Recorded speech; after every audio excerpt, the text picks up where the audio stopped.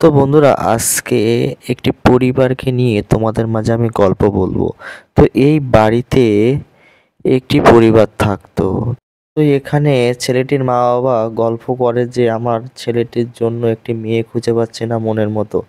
তখন ছেলেটির মা বলে, আমি তো আমার মনের মতো মেয়েই খুঁজে পাচ্ছি না, তা আমার ছেলেকে কি বিয়ে দেবো, এই নিয়ে ঝগড়াঝগড়ি হয়।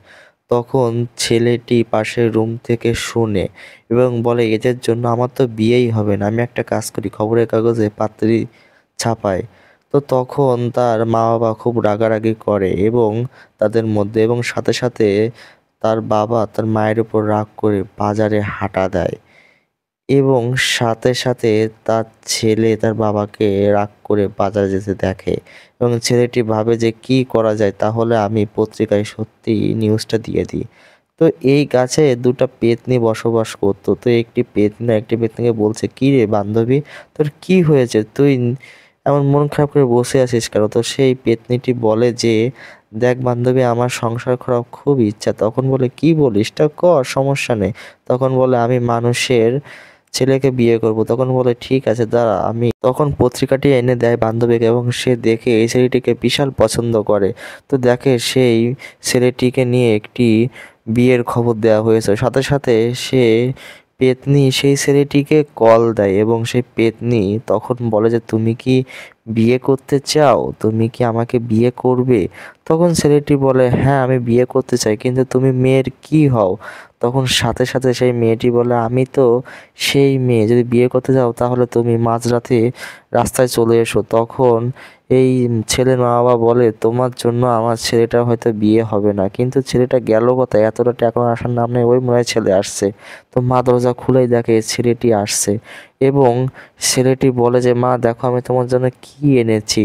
তো মা বলে, কি এনেছিস তুই আমার জন্য, দেখো তাহলে। এই মা তো দেখে পুরোই অবাক হয়ে যায়, বলে, বাবা তুই বিয়ে করে আনছিস, তোর তো সাহস কম না, তুই কাউকে না বলে বিয়ে করে আনলে কি হবে? তখন ছেলের বাবা বলে, বিয়ে করে আনছে, ভালো করে আনছে, যাও বৌমাকে ঘরে তোলো। সাথে সাথে পাড়ার প্রতিবেশীরা চলে আসে নতুন বউ দেখতে এবং সে শাশুড়িকে বলে যে, কেমন বৌমা হয়েছে তোমার? তখন সে ছেলের মা বলে, বৌমা হয়েছে ভালো, কিন্তু মনের মতো যাই হোক খুটখুট করে। তখন বলে, বৌমাকে একটু ডাক দাও দেখি। তো সাথে সাথে সেই পেতনিটি চলে আসে এবং বলে, সবাই কেমন আছেন আপনারা, ভালো মন্দ সব জিজ্ঞাসা করে এবং সবার জন্য চা করতে যায়।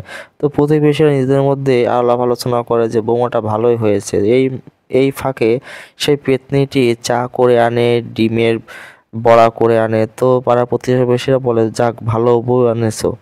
তো পরে বা শাশুড়ি বৌমাকে জিজ্ঞাসা করে, আচ্ছা বৌমা, তুমি ডিম পাইলে কোথা থেকে? তুমি তো, আমার তো ফ্রিজে ডিমের বড়া ছিল না। তো শাশুড়ির একটু মানে ডাউট হয়। তো তখন সেই শাশুড়ি তার আছে ছেলের বাবাকে এসে বলে, আমার বৌমাকে নিয়ে একটু ভয় করছে, বৌমার মধ্যে কিছু একটা আছে। তো ছেলের বাবা বলে, তুমি বাদ দাও তো। তখন ছেলে আর ছেলের বৌমা দুইজন শুয়ে গল্প করছিল। হঠাৎ তখন সেই পেতনিটি বলল, আমার এই সুখের সংসারের কথা আমি আমার বান্ধবীকে না বললে হবে না। জন্য পেতনিটির সাথে সাথে এসে তার বান্ধবীর কাছে যায় এবং এটা দেখে সেই বরটি অনেক ভয় পায়।